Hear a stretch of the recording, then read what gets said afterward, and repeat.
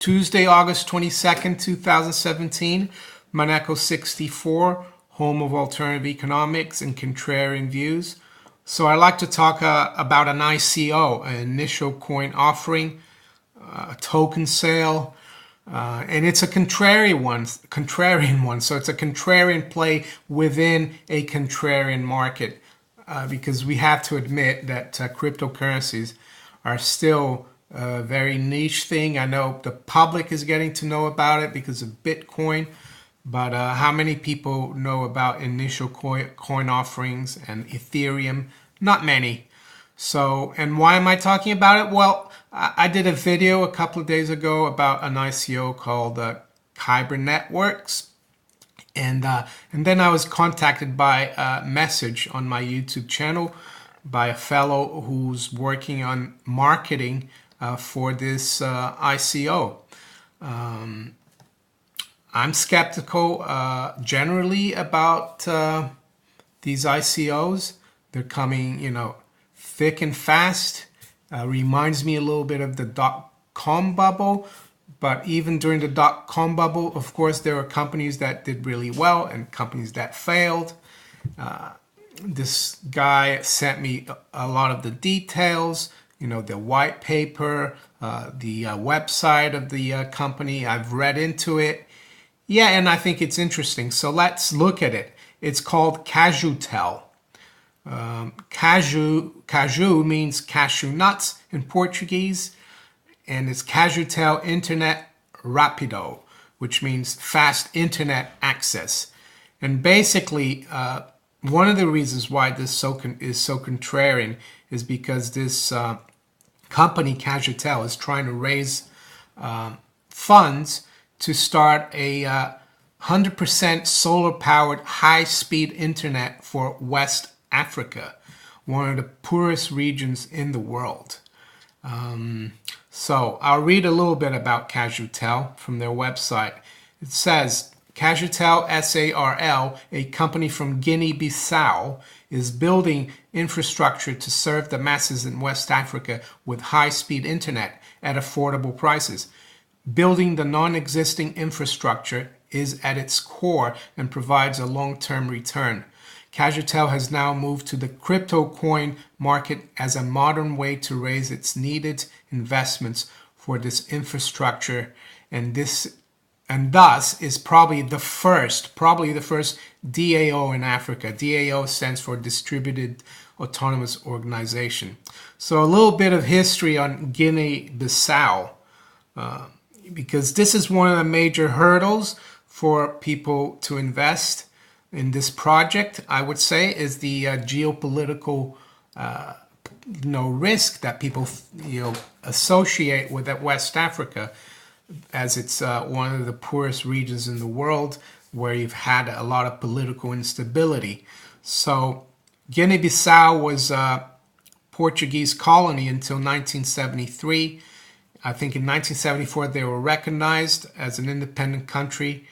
They used to be called Portuguese Guinea. There was a French Guinea as well. So they named their country Guinea-Bissau, Bissau being the capital of the country. And Guinea now is independent. They speak French. So Guinea-Bissau is going to be kind of like the guinea pig, for this project. Mostly because, as they say, we are starting in Guinea-Bissau, a country with a population of 1.7 million, and that ranks very close to the bottom in world rankings of literacy, GDP per capita, and human development index. And it says the internet can help to change all of this. Guinea-Bissau currently has no 4G, no 3G, not even 2.5G or Edge. So their vision is, or the idea behind this project is that internet in West Africa is very slow, very expensive, very unreliable, and they say there are only two mobile operators, both of which focus almost exclusively on voice communication, but not 3 or 4G data transmission. So, and it goes on to say the only reason these carriers provide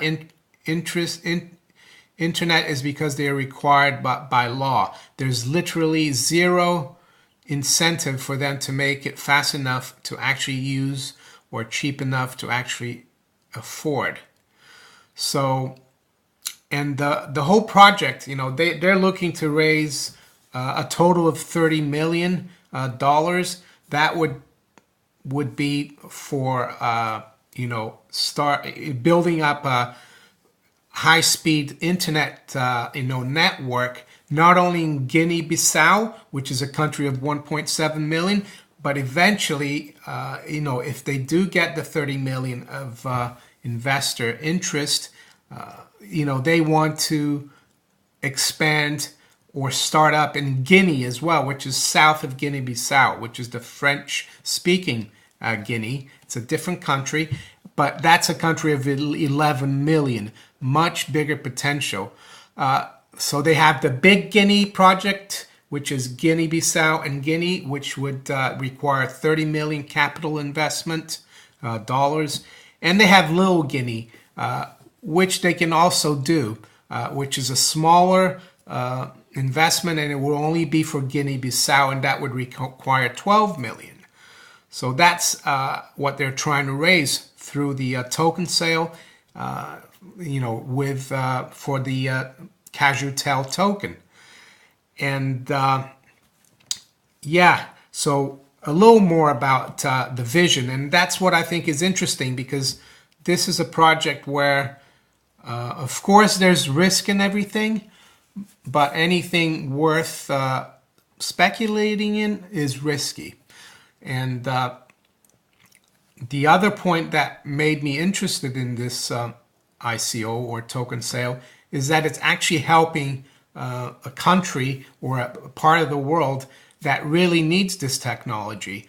For example, Guinea-Bissau, only 2% of the population has internet access. And if you could give, their plan is for within 4 years to have, the population have access to 95% of the population to have access to high-speed internet.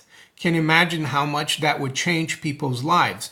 And that, I think is really interesting, because a lot of times, people, we think of helping Africa by donating, giving to charity, but it's the old saying, you can give someone fish, but if you don't teach them to fish, they'll come back for more fish. And I think this is kind of a project that is, and a venture that is, similar to giving, these people the tool. I know we're not going to give it to them, or this company is not going to give it to them. They're going to charge them for it. But, the doors that it will open for the whole population will be amazing. So this is their vision. Our vision at Cajutel is not some far-fetched idea. We simply see a world full of communication, a world in which people are brought together by technology, which helps to overcome differences.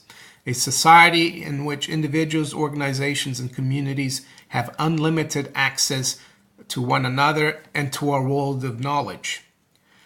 The internet makes all this possible, but some people still don't have access to it. Not reliable access, at least. Think of the business trader who wants to find business partners abroad. With reliable and affordable internet, he can finally research them on the internet and establish contact. For example, loading this page, this internet page that I'm reading from Bissau takes 80 seconds without the video. Think of the government office that can now access Google without having to wait 20 minutes. So part of their vision, it says at the end, is internet will bring business, education, and overall growth to a region in desperate need of it, starting in Guinea-Bissau. Cajutel will also expand to neighboring Guinea, a country with much larger population of almost 12 million, and all throughout West Africa thereafter. And of course, there are competitors. I think Orange is there, MTN, I think.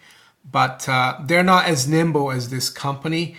And if Cajutel can get on the ground running and develop the infrastructure very quickly, these people are going to have, these major companies are going to have a tough time competing with them.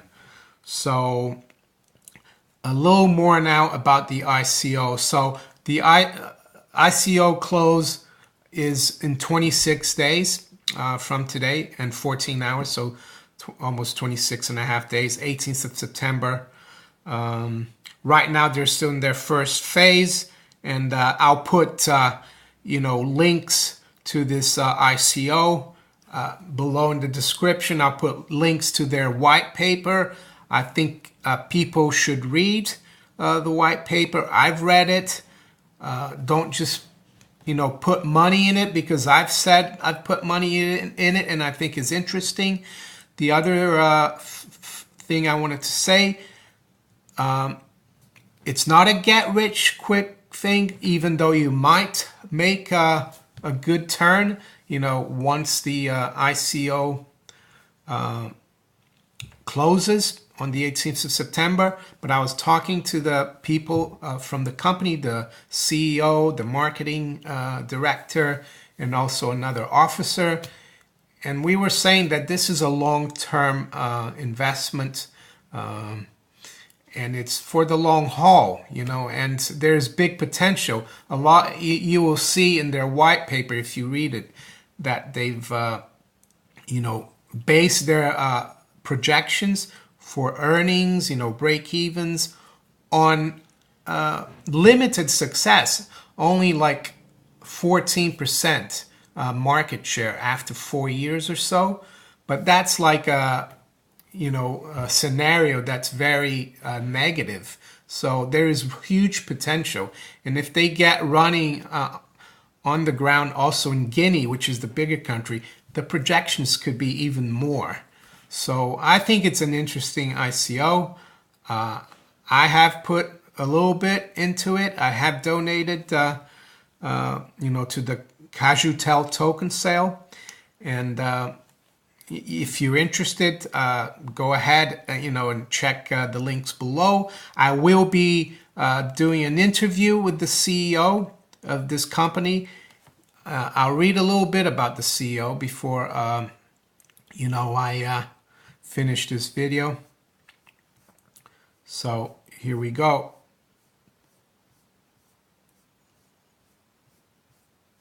All right, the CEO of this company is a guy by the name of Andreas Fink, F-I-N-K. So it says Andreas has 25 years of experience in telecommunications. In 1992, he had started up an internet provider named PingNet GmbH in Switzerland in the very early stages of the internet. PingNet GmbH was the first ISP focusing on individuals in the country. It became in 1998 a full-featured telecommunications company before it was sold to World Online International, a pan-European internet service provider, which went IPO shortly after. So it goes on to say Andreas worked for Cisco's system in the area of SS7 signaling and telco switching until 2001. When he started Global Networks Switzerland AG, now SMS Relay AG. So this is the CEO of the company, and I will be doing an interview with him within the next few days, and he will give you a lot more details about the project and the ICO. And if you're interested, have a look. So if you enjoyed this video, please like, share, subscribe to my channel if you haven't yet, and have a look at the links below for the Cajutel ICO. The ICO that is, in my opinion, a great business opportunity, but also an opportunity to provide something to people that need it, not provide it free, but something that could change their lives. So I'll talk to you later. Take care. Bye.